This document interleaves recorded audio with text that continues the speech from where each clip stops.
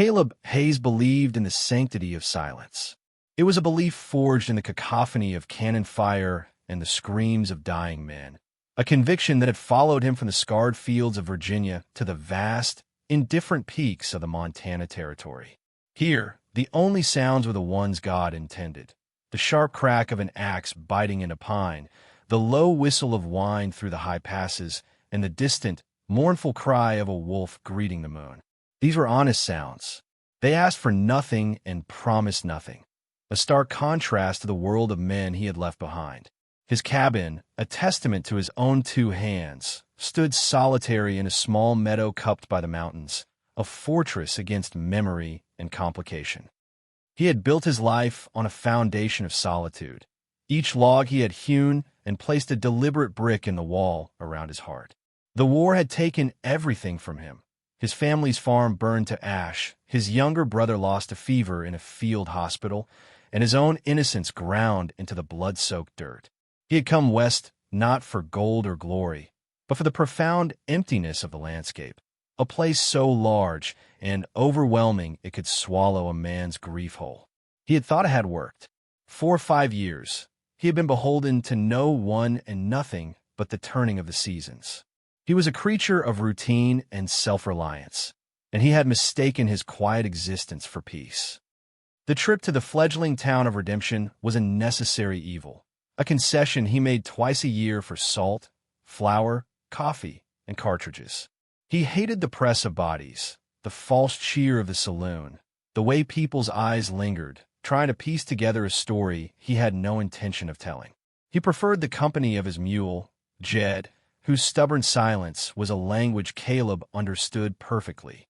He had finished his business at the general store, the heavy sacks loaded onto Jed's back, and was preparing to leave the clatter and dust behind for another 6 months of blessed quiet. That was when he saw her. She was a flicker of faded calico against the rough-hewn storefronts, a woman so out of place she might as well have been a ghost. She was thin, her face pale and smudged with dirt, but it was the set of her jaw that caught his attention. It was a look of fierce, desperate pride, a refusal to break even as she was clearly fracturing from within. Her eyes, wide and the color of a stormy sky, scanned the street not with idle curiosity but with the hunted alertness of a cornered doe. He felt an unwelcome tug of something he had long since buried, a protective instinct, a ghost of the man he used to be. He turned away, tightening the cinch on Jed's saddle. Not his concern. It was the first rule of his new life: do not get involved. He swung himself into the saddle, his back to the street, his mind already on the trail home, on the familiar scent of pine and wood smoke. But a sudden commotion made him pause, his hand still on the saddle horn. A man's gruff voice, a woman's sharp reply, then a collective gasp from the few people milling about on the boardwalk. He turned his head, a muscle in his jaw tightening. She was swaying on her feet, her face a mask of exhausted defiance. Then her eyes rolled back in her head, and she crumpled to the ground, a silent, graceless fall into the dusty street. For a long, agonizing moment, Caleb did not move. He was frozen by a war between his instinct for self-preservation and the code of honor that had been beaten into him since boyhood. Let someone else handle it. The storekeeper, the blacksmith, anyone, but no one moved. They stared, some with pity, some with morbid curiosity, but none stepped forward.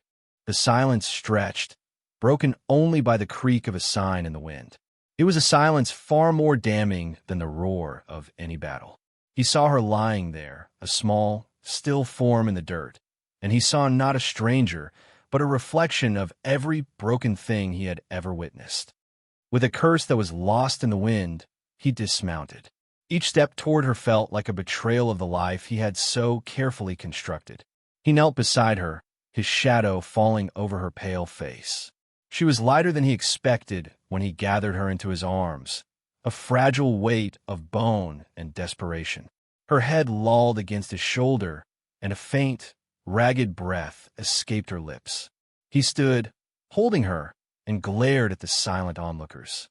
His gaze was a cold fire that made them shuffle their feet and look away. He carried her to the storekeeper's porch and laid her gently on a bench. Mr. Henderson, the proprietor, finally bustled out. "Good heavens, Caleb! What happened?" "She fell," Caleb stated, his voice a low rumble. "Needs water. Food." He watched as Henderson's wife brought a dipper of water and a cloth.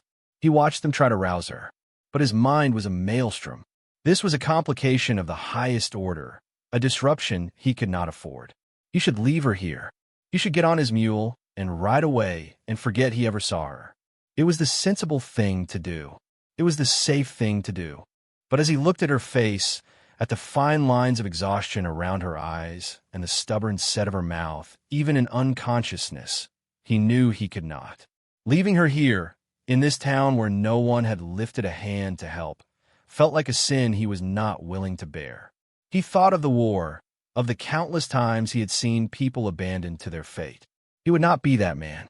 Not again. He looked down at the woman, a complete stranger who had just shattered his peace, and a low, fierce vow formed in the depths of his soul, a promise made more to himself and his own ghost than to her. He would not let her starve. He would not let her be broken in the dust. Nora Vance awoke to the scent of wood smoke and brewing coffee. The smells were so incongruous with her last memory. The dizzying spin of a dusty street, the hard slap of the ground, that for a moment she thought she must be dreaming. She was lying on something soft, a cot of some kind, covered by a heavy wool blanket that felt blessedly warm. She opened her eyes slowly. The light was dim, filtered through a single, small window. She was in a cabin. The walls were made of sturdy, axe-hewn logs, chinked neatly with mud and moss. A stone fireplace dominated one wall, a low fire crackling within its hearth, casting dancing shadows across the room. The space was small, impeccably clean, and aggressively masculine. A rifle rested on pegs above the mantelpiece. A set of worn leatherworking tools was laid out on a simple table. Panic, cold and sharp, lanced through her. She sat up too quickly, and the room tilted violently. A wave of nausea and dizziness washed over her, and she squeezed her eyes shut, a soft groan escaping her lips.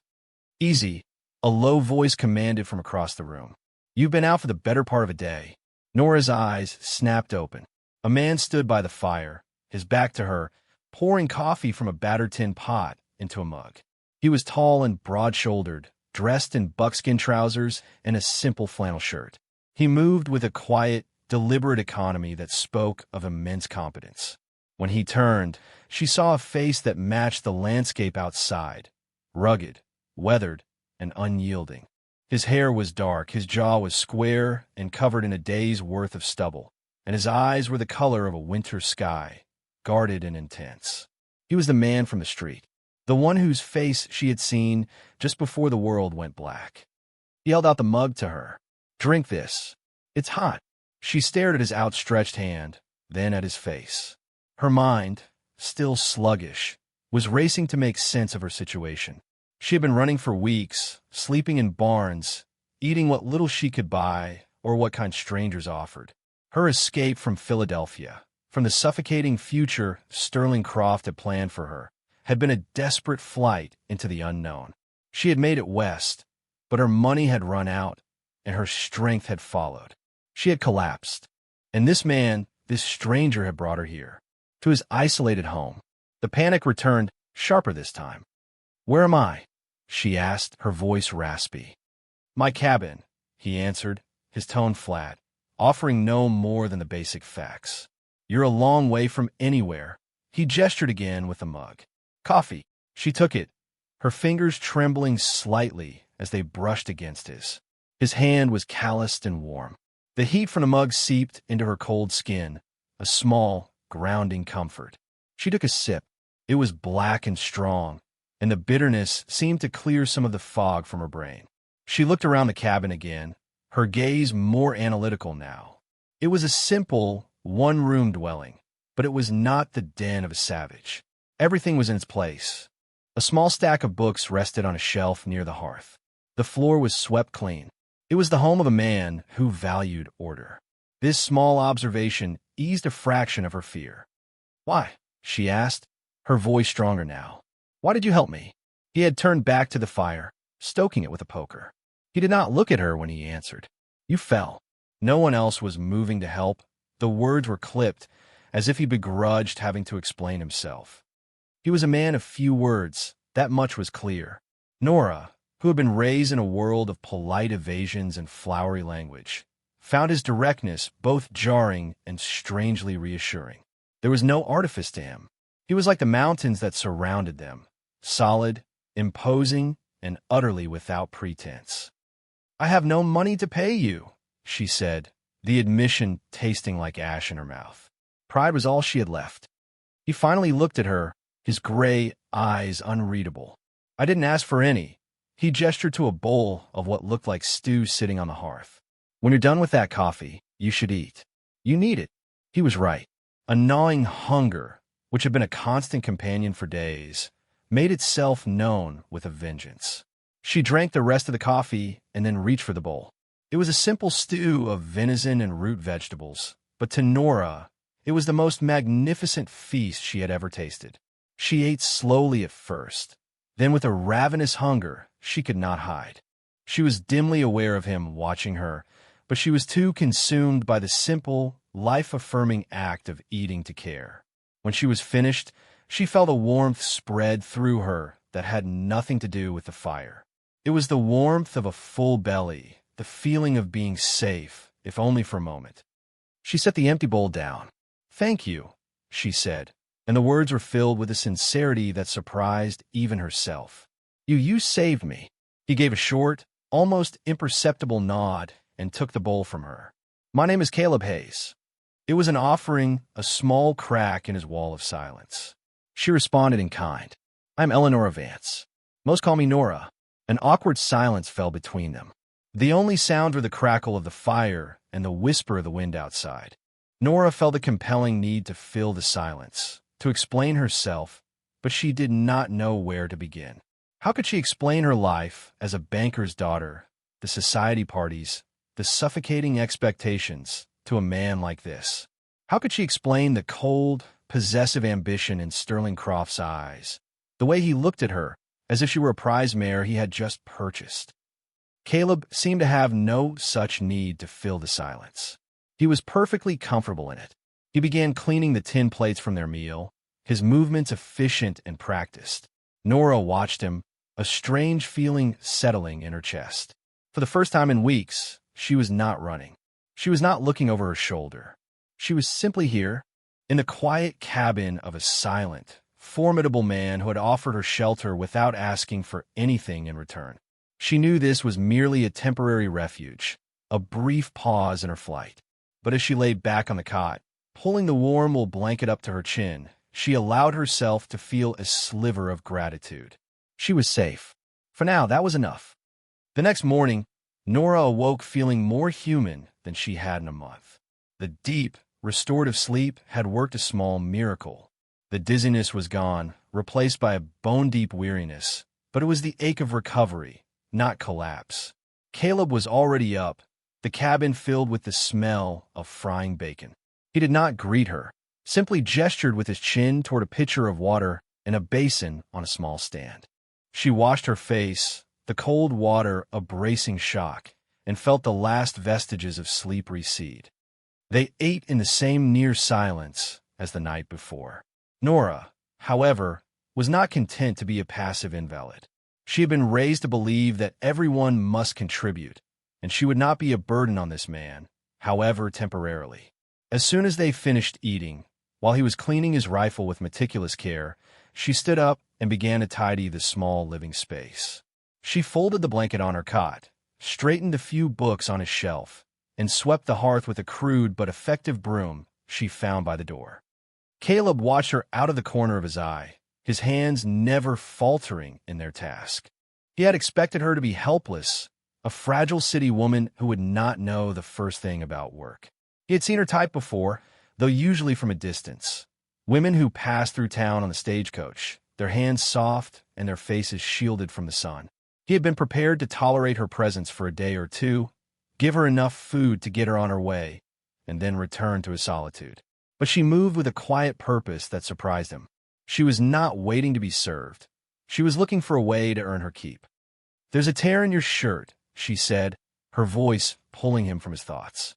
She was standing by the table, holding up one of his flannel shirts he used for chores. "I saw a sewing kit in your supply chest. If you'll allow me, I can mend it." He grunted in assent, surprised again. He had a small kit for patching up his clothes, but his stitches were clumsy and functional at best. He watched as she retrieved the needle and thread. Her fingers, though slender, were deft and sure. She sat in the single straight-backed chair by the window, the morning light illuminating her focused expression. He had not truly looked at her before. He had seen her desperation, her exhaustion. But now, rested and fed, he saw something else. There was a refinement in the line of her jaw, an intelligence in her clear, gray eyes. She was not beautiful in the conventional, doll-like way he associated with city women. Her features were stronger, more defined.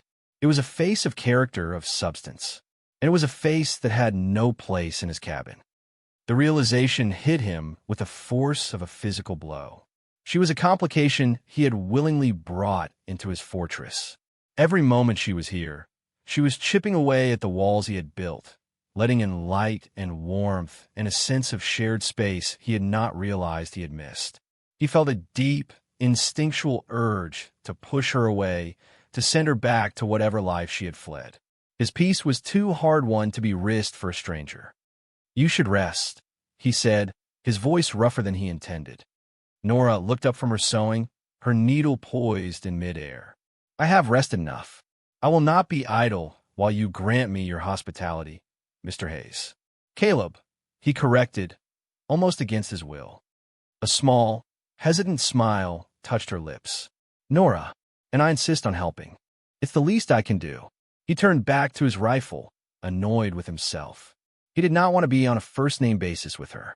He did not want her mending his shirts or smiling at him. He wanted her gone. But the quiet competence she displayed, the sheer refusal to be a victim, stirred a reluctant respect in him. She was a survivor. He knew the look. He had seen it in the mirror every morning for years.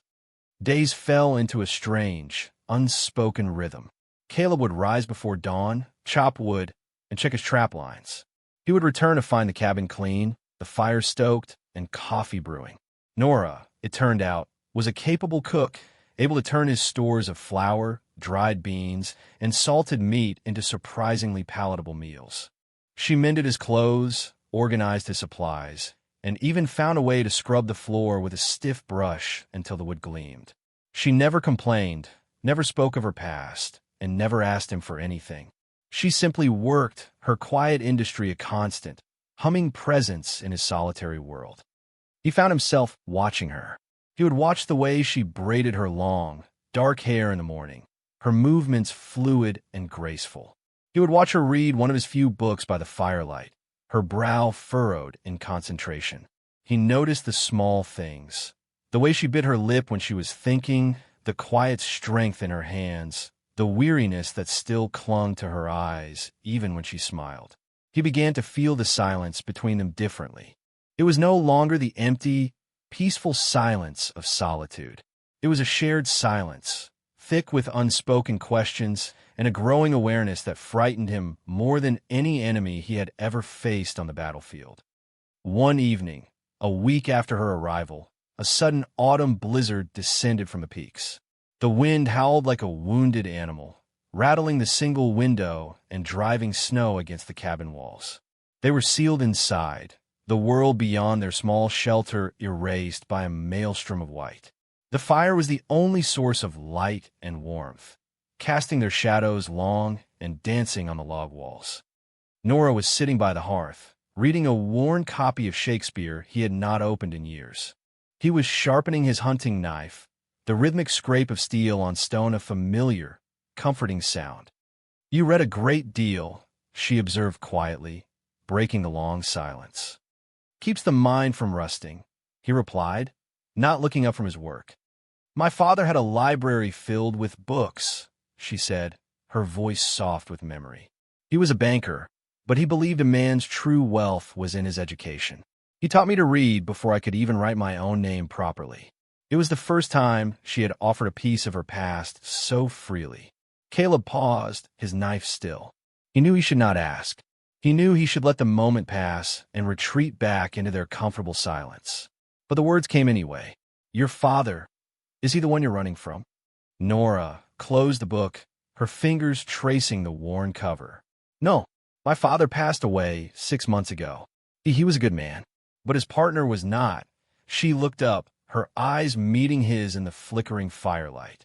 My father's partner, Sterling Croft, saw his death as an opportunity. My father's will named him my guardian, with the instruction that he see me well married. Mr. Croft decided the best possible husband was himself.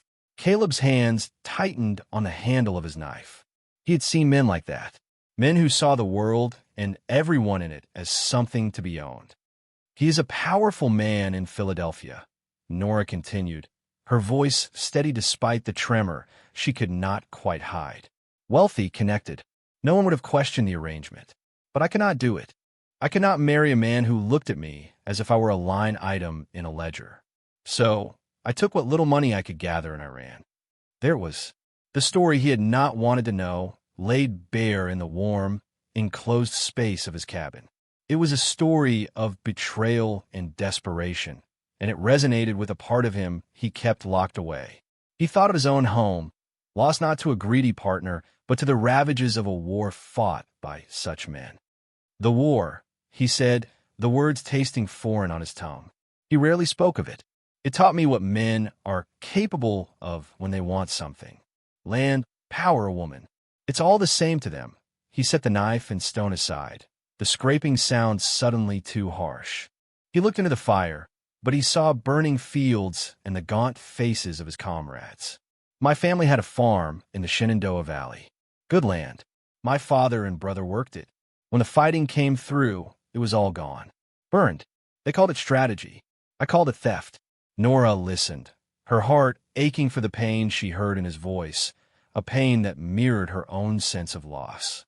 He had never spoken more than a few sentences at a time to her. Now, in the heart of the storm, he was sharing the wound that had shaped him. She saw the honorable loner not as a man who chose solitude, but as a man who had had it thrust upon him by grief. I'm so sorry, Caleb, she whispered. He shook his head, a gesture of dismissal, but his eyes were dark with memory. It was a long time ago, but it was not a long time ago.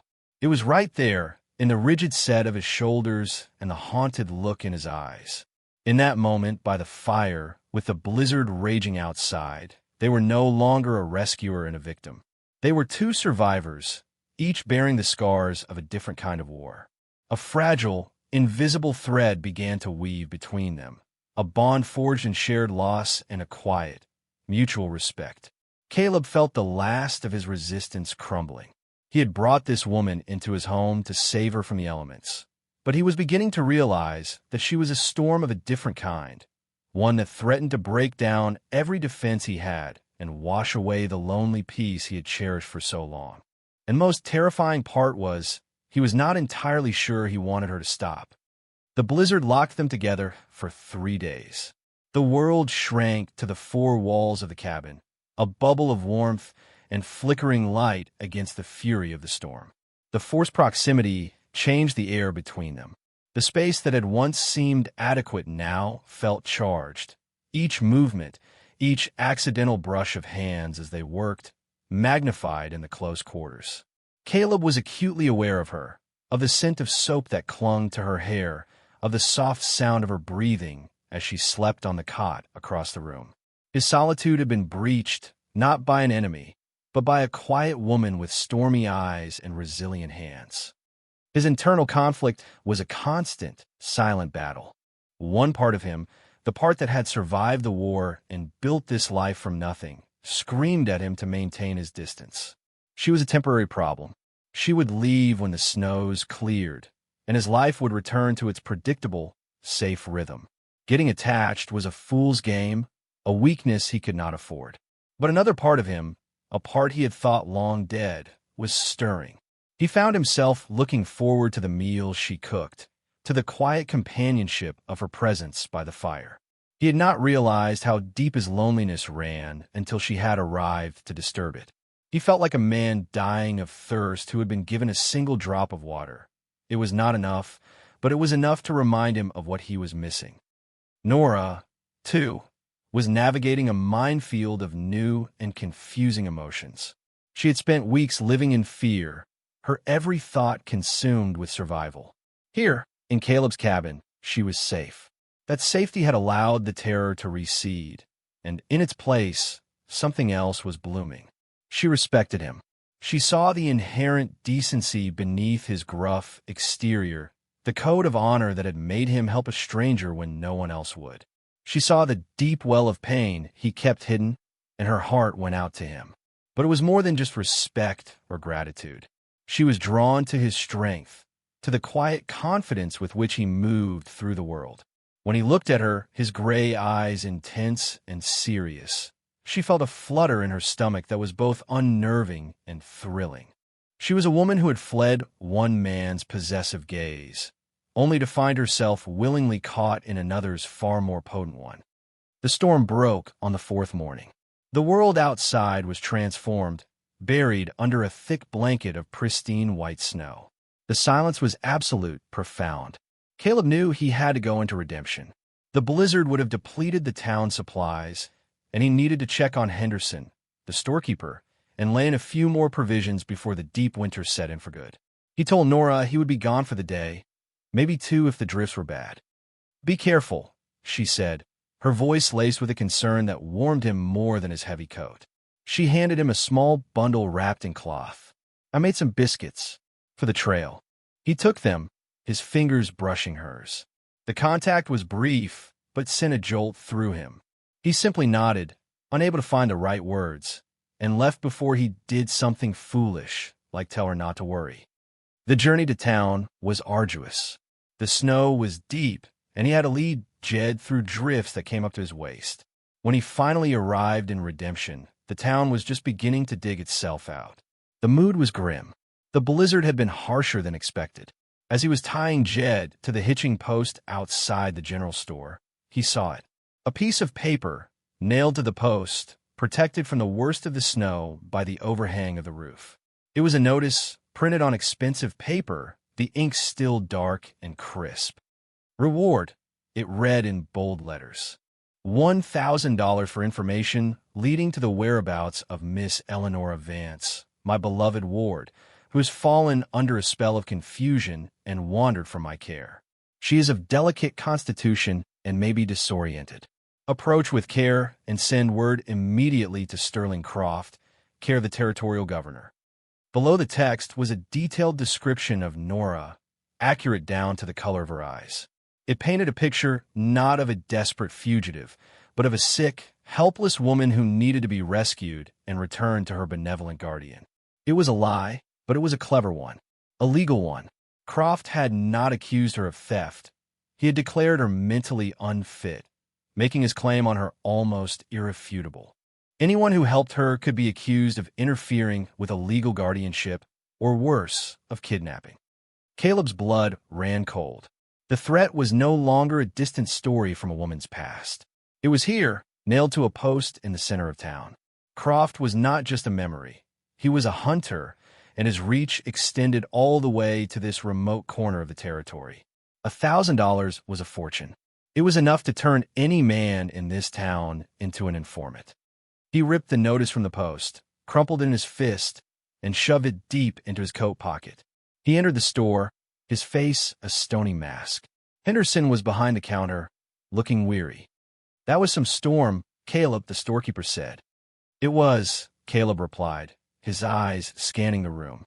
A few other men were there, their talk a low murmur. He bought his supplies, his mind racing. He had to get back to the cabin. He had to warn her. As he was loading the sacks onto Jed, two men approached him.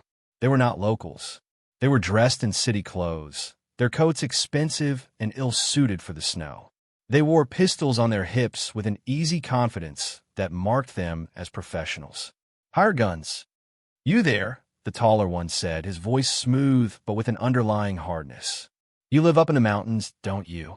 Caleb finished tying a knot and turned to face them slowly. "Edo." "We're looking for a woman," the man continued, his eyes cold and assessing. "Dark hair, gray eyes, looks like she belongs in a drawing room. not a saloon. Our employer is very worried about her. There's a reward.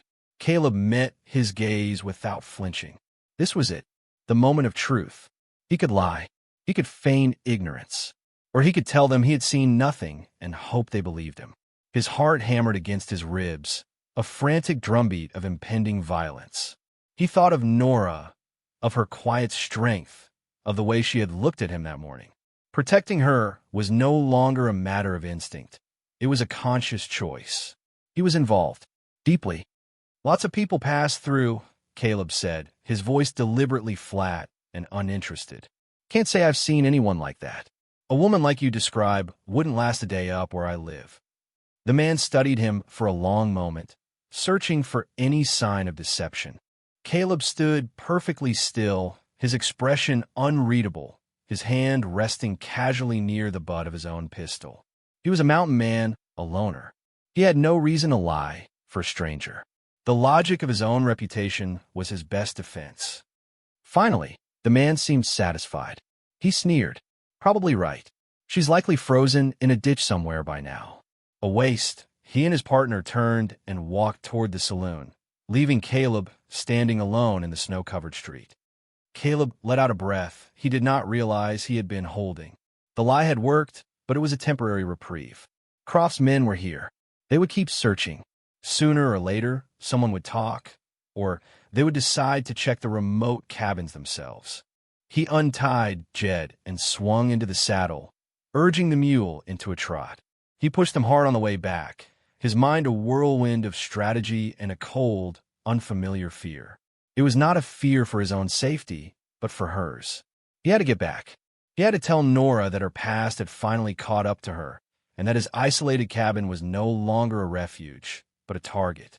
They needed a plan, and they needed one now. The ride back was a frantic, desperate push against time and terrain. Caleb did not spare himself or the mule, his mind consumed with the image of the notice and the cold eyes of the men in town.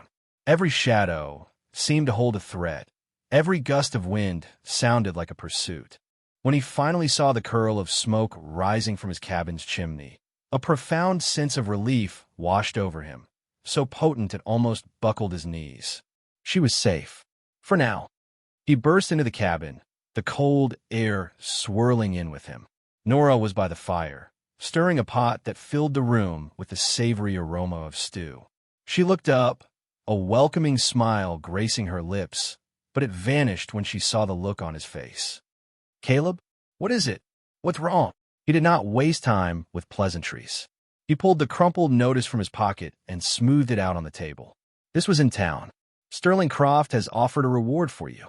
Nora stared at the paper, her face draining of all color. She read the words, her expression shifting from shock to a kind of weary resignation, and finally, to a familiar, steely resolve. He calls me his beloved ward, she said, her voice dripping with bitter irony. He has painted me as a madwoman. It's a legal claim, Caleb said, his tone grim. He's not accusing you of crime.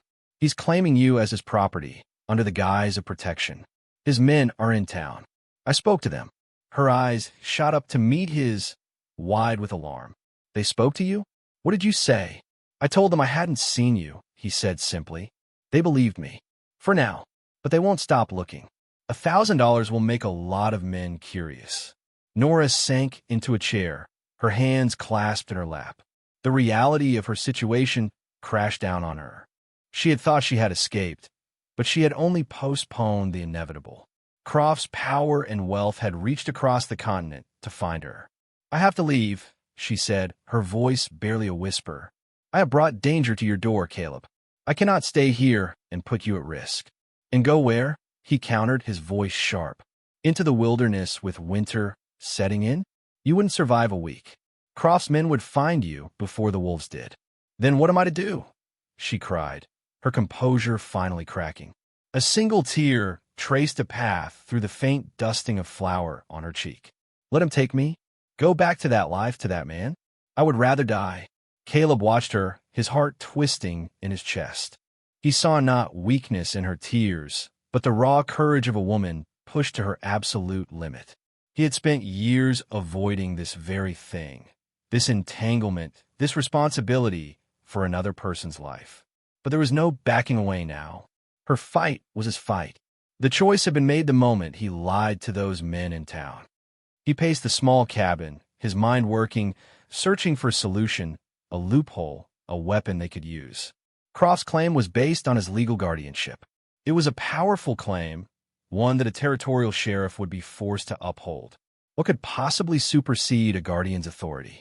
The answer came to him with the force of a revelation, so simple and so terrifyingly absolute that it stopped him in his tracks. A husband. He turned to face her, his expression grim, his jaw set. "There is one way," he said, the words feeling heavy and strange in his mouth. "One thing that would nullify his claim on you completely.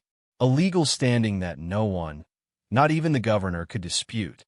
Nora looked at him, her eyes clouded with confusion and a dawning, incredulous hope. "What is it?" Caleb took a deep breath. "We get married." The silence that followed was so complete, it seemed to suck the air from the room. The fire crackled, oblivious to the momentous statement that hung between them. Nora stared at him, her mouth slightly agape, her mind struggling to process what he had just said. It was the most insane, most impractical, most logical solution she had ever heard. "Marry you?" she breathed. "It would be a marriage of convenience," he explained quickly, his voice practical, clinical, as if he were discussing a plan to fortify the cabin against attack. "A legal arrangement. His claim is as your guardian. A husband's claim is superior. Once we are married, he has no legal right to you. He would be forced to leave you alone or risk being charged with interfering with a lawful marriage." Nora's mind reeled. Marriage, to this quiet, intense stranger. It was a drastic, life-altering step. But what was the alternative? Returning to Philadelphia, to a life of gilded servitude under Sterling Croft's thumb? She looked at Caleb, at his steady gaze, at the solid, dependable strength that radiated from him. He was offering her not a declaration of love, but a shield, a legal weapon. And in her desperate situation, it was the most romantic gesture she could possibly imagine. But she would not enter into such an arrangement as a helpless victim. If they were to do this, it would be on her terms as well. I see the logic in it," she said, her voice trembling slightly but firm. "And I am grateful for the offer, Caleb. More than you know. But if we do this, I have one condition." He raised an eyebrow, waiting. "This cannot be just a piece of paper," she said, her gaze unwavering. "I will not trade one cage for another, no matter how well-intentioned. If I am to be your wife, even in name only, it must be a partnership. We will be equals in this home. We will treat each other with respect. And it must be a real marriage in all ways that matter to the law and to the world." The implication hung in the air between them, a bold and shocking challenge. She was not just agreeing to his plan. She was raising the stakes, forcing them both to confront the unspoken tension that had been building for weeks. Caleb was stunned into silence. He had expected her to be hesitant, perhaps even frightened by his proposal. He had not expected her to meet his practical solution with such a deeply personal and daring condition. A real marriage. A partnership. She was asking for more than just his name. She was asking for a piece of his life, of himself. He looked at her, truly looked at her, and saw not a woman in need of rescue, but a woman demanding to be met as an equal. The respect he felt for her deepened into something closer to awe. She was magnificent. He had offered her a shield, and she had offered him a chance at a life he had thought was lost to him forever. He gave a single, slow nod. A partnership, he agreed, his voice rough with an emotion he could not name. "We'll go to town at first light. There's a preacher who can do it." The next morning, they rode to Redemption side by side. The mood was tense, a mixture of grim purpose and nervous anticipation. They found Reverend Miller at the small, clapboard church at the edge of town. He was an old man with kind, perceptive eyes that seemed to see more than people intended to show. Caleb explained their situation in his usual terse fashion, omitting the details about Croft, but making it clear that a swift marriage was a matter of urgent necessity. The Reverend listened patiently, his gaze shifting between Caleb's stoic face and Nora's determined one. He asked them a few simple questions, and whatever he saw in their answers seemed to satisfy him. He agreed to perform the ceremony immediately. They stood before him in the empty church, the only witnesses the storekeeper, Mr. Henderson, and his wife, whom the Reverend had summoned. The words of the ceremony felt surreal, ancient promises spoken in a dusty, sunlit room that echoed with their own heartbeats. When the Reverend pronounced them husband and wife, a strange, profound stillness settled over Nora. She was no longer Eleanora Vance, fugitive. She was Nora Hayes' wife. The name felt both foreign and deeply, irrevocably right. "You may kiss your bride," the Reverend said, his voice gentle. Caleb turned to her. For a moment, he hesitated, his gray eyes searching hers. This was not part of the practical arrangement. This was something else. He leaned in and pressed his lips to hers. It was not a passionate kiss, but it was not chaste either. It was brief, firm, and filled with a universe of unspoken promises. It was a seal, a beginning. In that single, electric moment, the line between convenience and reality blurred, and they both knew, with a terrifying certainty, that nothing would ever be the same again. They had forged a legal shield, but in doing so, they had bound their lives together in a way that went far deeper than any law or threat. Their return to the cabin was marked by a profound and awkward silence. They were no longer a man and his temporary guest. They were husband and wife. The small cabin, once a simple refuge, now felt charged with the weight of that new reality. Nora took her things from the cot and placed them on a shelf near the large, built-in bed that dominated the far corner of the room. Caleb's bed. Their bed. He watched her, a muscle twitching in his jaw, but said nothing. The agreement had been for a real marriage, and this was the first silent acknowledgement of that fact. That night, they moved around each other like nervous ghosts. When the time came to sleep, a palpable tension filled the air. Nora changed into her simple nightgown with her back to him, her fingers fumbling with the buttons. Caleb banked the fire, taking far longer than necessary. Finally, there was nothing left to do. He turned down the heavy blankets on the bed, and she slipped under them, her body rigid. He lay down beside her, careful to keep a sliver of space between them, though on the narrow mattress it was almost impossible. He lay on his back, staring up at the dark ceiling, his senses overwhelmed by her proximity. He could feel the warmth radiating from her, could smell the faint scent of soap from her hair. It had been years since he had shared a bed with anyone, and the intimacy of it was both agonizing and deeply comforting. He fought the urge to reach for her, to pull her close and offer her the comfort he knew they both needed. But it was too soon. It was too much. This marriage was a fortress they had built against an outside threat. They still had to learn how to live within its walls. Just as he thought she had fallen asleep, her voice, small and hesitant, broke the silence. "Caleb, I'm here," he answered, his voice a low rumble in the darkness. "Thank you," she whispered, "for this, for everything." He did not know how to respond to her gratitude. The words felt inadequate. Instead, he simply reached across the small space between them and took her hand. Her fingers were cold, and they curled around his, clinging to him. He held her hand, his thumb stroking the back of it, a simple, grounding gesture of reassurance. They lay like that for a long time, two strangers bound by a desperate vow, finding a fragile comfort in the dark. Eventually, their breathing evened out, and they drifted off to sleep, the storm inside the cabin finally beginning to quiet. The days that followed were a delicate dance of adjustment. They fell into a new routine, one colored by their new legal status. They were a team, a partnership. They worked together to prepare for the coming winter, chopping and stacking firewood, salting the last of the venison, and reinforcing the chinking in the cabin walls. The work was hard, but they did it together, a comfortable rhythm developing between them. Nora found that she enjoyed the physical labor, the satisfying ache in her muscles at the end of the day. It was honest work, a world away from the stifling idleness of her life in Philadelphia. The emotional intimacy grew more slowly. They still spoke little, but their silences were now filled with a different quality. It was the easy silence of people who were comfortable in each other's presence. Caleb found himself talking more, sharing small details about the land, pointing out the tracks of a snowshoe hare or the call of a particular bird. Nora, in turn, told him stories from the books she read, her voice animated as she described tales of kings and faraway lands. One afternoon, while he was mending a piece of tack, he watched her try to knead a tough batch of dough for bread. She was struggling, her slender arms lacking the necessary strength. Without a word, he came up behind her, placing his hands over hers on the dough.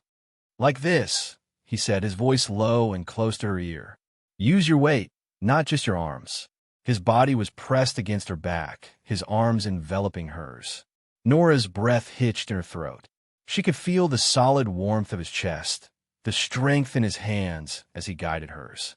The simple act of kneading bread became something else entirely, an intimate lesson that left her flustered and acutely aware of him as a man, not just a protector. He seemed to realize it at the same time, for he pulled away abruptly, a dark flush creeping up his neck. They did not speak of the moment, but it lingered in the air between them, a spark of attraction that was becoming impossible to ignore. The threat of Sterling Croft had not disappeared, but it had receded to the back of their minds, a distant storm cloud on the horizon. They were living in a fragile bubble of domesticity, a stolen peace. Caleb knew it could not last. Croft was not a man to give up easily. He would be enraged by the news of Nora's marriage, and his rage would make him dangerous and unpredictable. Caleb began sleeping with his pistol on the small table by the bed, a silent sentinel in the night. His foresight proved tragically accurate. Less than a fortnight after their wedding, the bubble burst. It happened at dusk. Caleb was outside, securing the latch on the small shed where he kept his tools, when he heard the sound of approaching horses. It was more than one, and they were moving fast. His hand went instantly to the pistol tucked into his belt. He flattened himself against the wall of the cabin, peering around the corner. 3 riders emerged from the trees, their figures dark against the snow. 2 with the hired guns from town. The man in the lead, however, was dressed in a fine, tailored wool coat, his face contorted in a mask of aristocratic fury. It had to be Sterling Croft. Caleb slipped back into the cabin, his movements silent and urgent. "He's here," he said to Nora, his voice a low, hard whisper. "Croft, get the shotgun."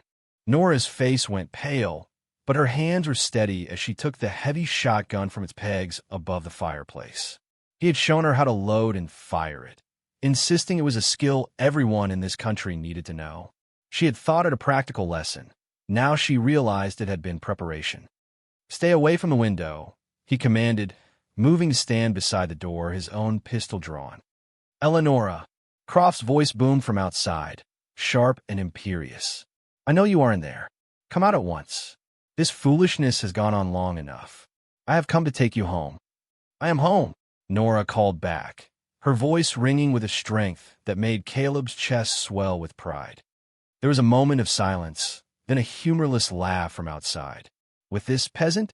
Do not be absurd. You are my ward, and you will come with me." Now, when no reply came, his voice turned venomous. "I see. You are being held against your will. Do not worry, my dear. I will deal with this backwoods ruffian who has filled your head with nonsense." "She's my wife," Caleb shouted through the door, his voice like the crack of a whip. "You have no claim on her. Leave this place now, or you will be carried out." Another cold laugh. "Wife? A desperate lie. I have papers from the governor himself. Now, send her out, or we will burn this shack to the ground with you in it." The final showdown had come. Caleb glanced at Nora. Her face was set, her knuckles white where she gripped the shotgun. There was no fear in her eyes, only a cold, hard fire. They were in this together. The first shot shattered the window, spraying glass across the floor. Caleb and Nora both dropped to the floor, pressing themselves against the log walls. Another shot splintered the heavy plank door. "They're trying to flush us out," Caleb said, his voice calm and steady despite the adrenaline coursing through him. Don't fire until you have a clear shot. The assault began in earnest. Bullets thudded into the thick log walls, the sounds deafening in the small space. They were trapped. Croft and his men were using the trees and the failing light for cover, firing relentlessly. Caleb risked a quick look through a crack in the chinking. He saw one of the hired guns moving to the side, trying to get a better angle on the back of the cabin. "There's one moving to the left," he told Nora. "He'll have a shot of the back wall in a moment." Nora nodded, her eyes dark with concentration. She crawled to the far side of the room, positioning herself near the hearth, the shotgun ready. Caleb focused on the front. He waited for a muzzle flash, and when it came, he fired back, a quick, aimed shot that was answered with a curse of pain. He had hit one of them. One down, 2 to go. But Croft was not a fool.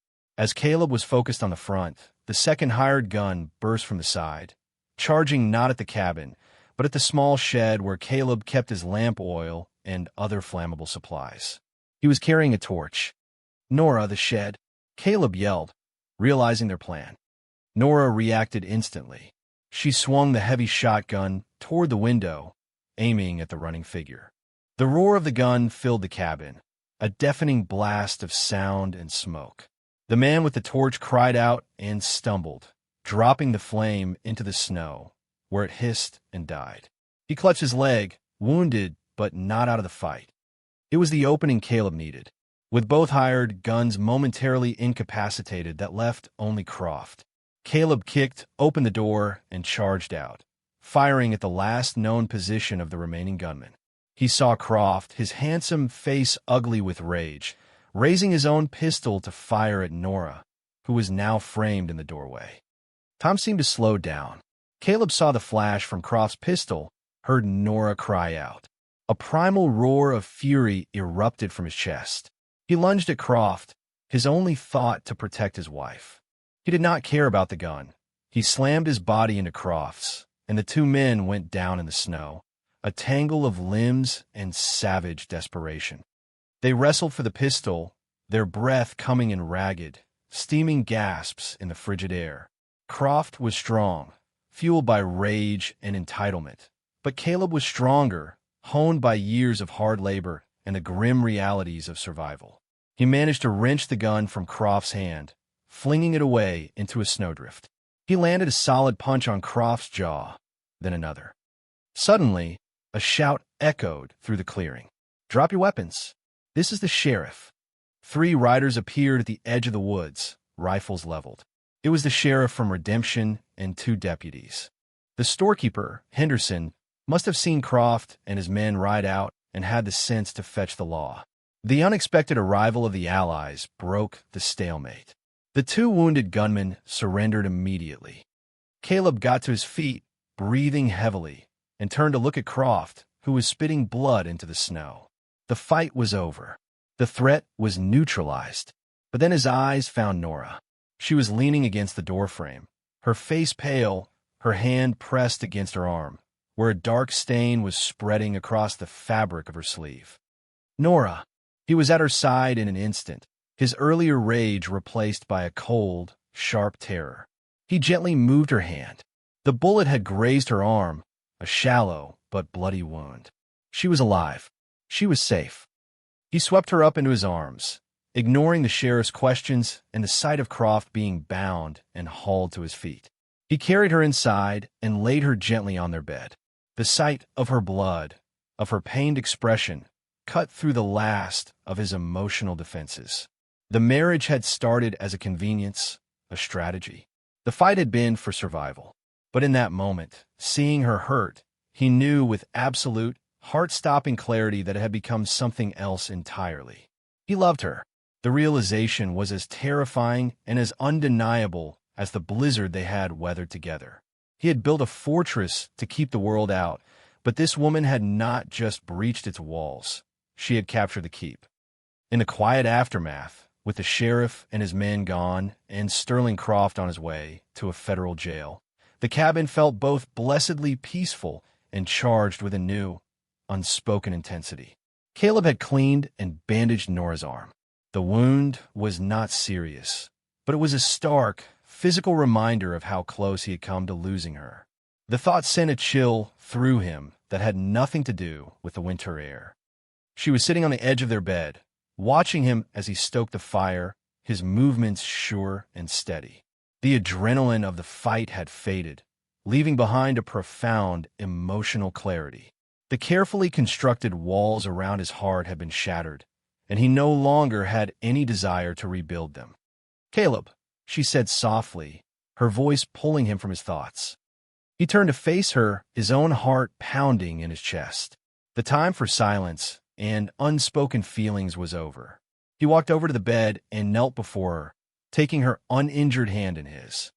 "That proposal I made," he began, his voice rough with emotion. "The one about a marriage of convenience. I was a fool, and I was lying." Nora's eyes searched his, wide and questioning. "Lying?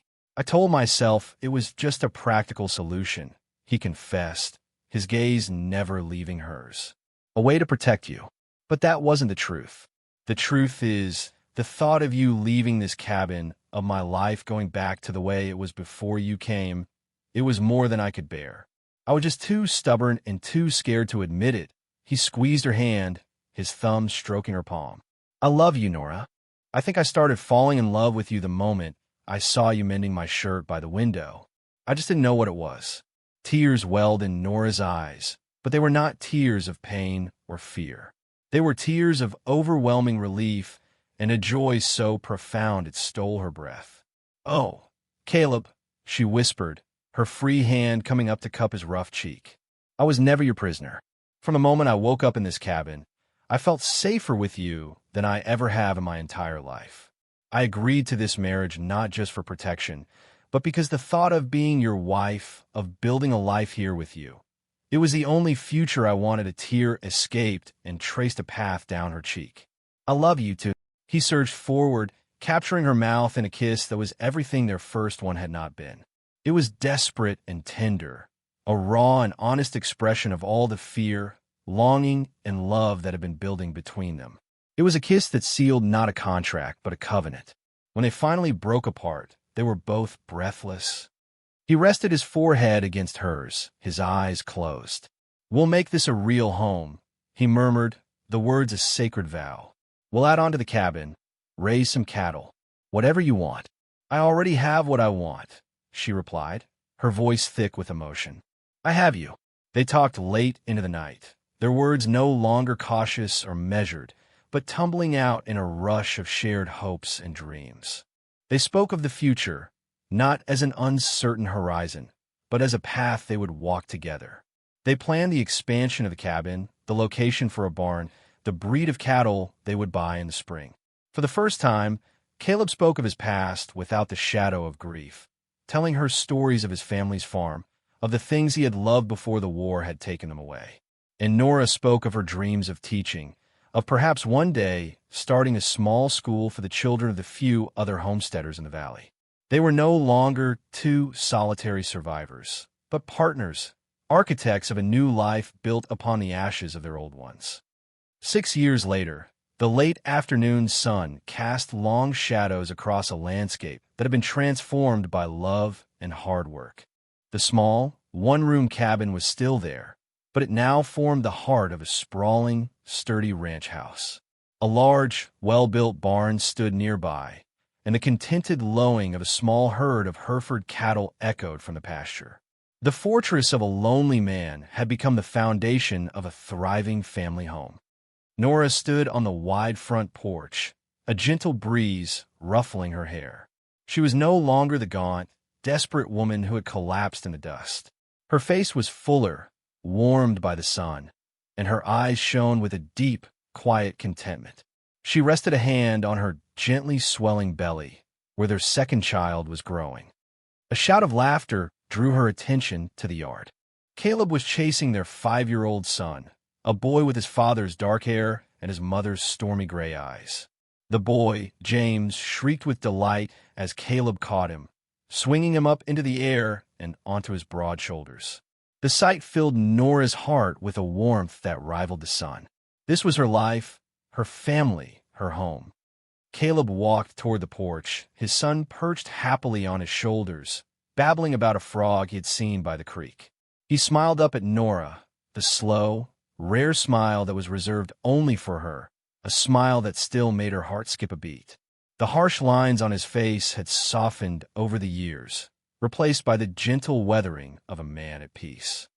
"He's getting too fast for his old man," Caleb said, feigning breathlessness as he lifted James from his shoulders and set him on the porch. "Go wash up for supper, little man," Nora said, ruffling her son's hair. James scampered inside, leaving them alone in the golden light. Caleb came to stand beside her, his arm wrapping around her waist, pulling her close. He rested his other hand on her stomach, a look of quiet awe on his face. "How are you two feeling?" "We are feeling perfect," she said, leaning her head against his shoulder. They stood in comfortable silence for a moment, watching the sun begin to dip behind the jagged peaks of the mountains. The same mountains that had once represented his isolation now stood as silent, benevolent guardians of their home. "Do you remember that first blizzard?" she asked softly. He chuckled, a low, warm sound. "I remember thinking you were the biggest complication I had ever seen. I was terrified you were going to ruin the quiet life I had built." "And did I?" she asked, a teasing note in her voice. He turned to face her, his hands framing her face, his gray eyes full of a love so deep it still humbled her. "You didn't ruin it, Nora," he said, his voice thick with sincerity. "You saved me from it. I thought I wanted to be alone, but I was just hiding. True strength, true survival, it isn't found in solitude. It's found right here." He leaned in and kissed her, a slow, tender kiss filled with the history of their shared life.